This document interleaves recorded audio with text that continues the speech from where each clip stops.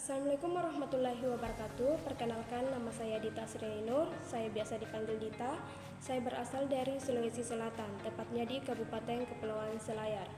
Baik, izinkan saya di sini memaparkan hasil jawaban saya yang terdiri dari dua pertanyaan. Pertanyaan pertama, tram pada hakikatnya terbagi menjadi banyak jenis. Sebut dan jelaskan 3 dari macam tram tersebut, sertakan contohnya. Nah, dalam logika dan filsafat, tram adalah unsur dasar dalam pernyataan atau profesi yang merujuk pada objek, konsep, atau entitas tertentu. Tram ini memiliki 3 macam sesuai dengan penggunaannya. Yang pertama, tram umum atau general tram. Yang kedua, tram khusus atau partikular individual tram. Yang ketiga, tram konkret atau tram abstrak. Nah, yang pertama ini tram umum atau general tram. Tram umum merujuk pada sekumpulan objek yang memiliki ciri atau sifat yang sama. Tram ini tidak menunjuk pada satu individu tertentu, melainkan pada kelas atau kategori. Contohnya, satu manusia merujuk pada semua individu yang termasuk dalam kategori manusia, seperti Ali, Budi, dan lainnya. Yang kedua, hewan menunjuk semua makhluk hidup yang tergolong dalam hewan.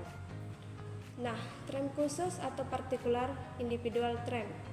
Tram khusus menunjuk pada satu objek atau individu tertentu yang bersifat unik dan bisa digantikan oleh objek lain.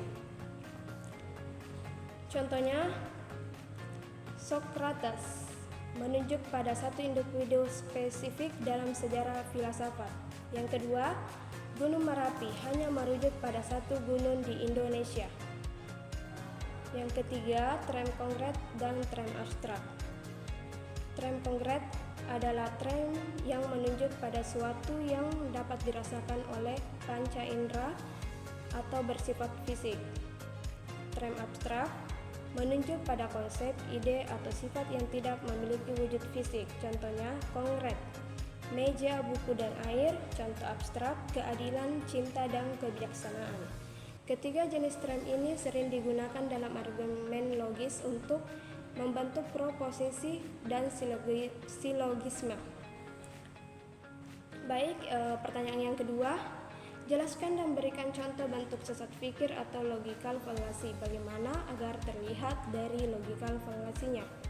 Nah, sesat pikir atau logikal falasi adalah kesalahan dalam penalaran atau argumen yang tampaknya logis, tetapi sebenarnya cacat secara logis.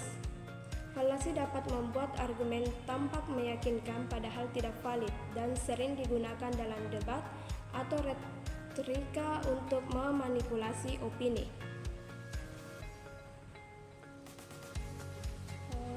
Sesat pikir atau jenis falasi ini menyerang pada pribadi yang menyampaikan argumen atau alih-alih yang membantah isi argumennya. Fokusnya dialihkan dari pokok masalah ke karakter atau latar belakang lawan bicaranya.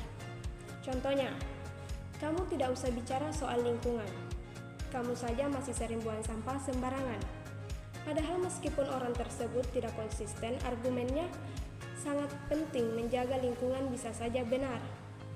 Nah, agar kita dapat terhindar dari logical fallacy ini, kita dapat melakukan 5 macam cara, yaitu 1. Fokus pada argumen bukan pada orangnya. Evaluasi klaim berdasarkan logika dan bukti, bukan berdasarkan siapa yang mengatakannya. Yang kedua, pelajari berbagai jenis sesat pikir. Semakin Anda mengenali bentuk-bentuk falasi, semakin mudah Anda menghindarinya. Yang ketiga, gunakan logika secara formal dan kritis. Latih kemampuan berpikir kritis dan gunakan struktur argumen yang valid, seperti premis yang jelas dan kesimpulan yang logis. Yang keempat, periksa asumsi tersembunyi. Banyak sesat pikir muncul karena asumsi yang tidak disadari atau tidak diuji kebenarannya. Yang ketiga, mintalah umpan balik. Diskusi dengan orang lain yang juga berpikir kritis bisa membantu mendeteksi kekeliruan dalam penalaran Anda. Sekian jawaban dari saya, lebih dan kurangnya mohon dimaafkan. Assalamualaikum warahmatullahi wabarakatuh.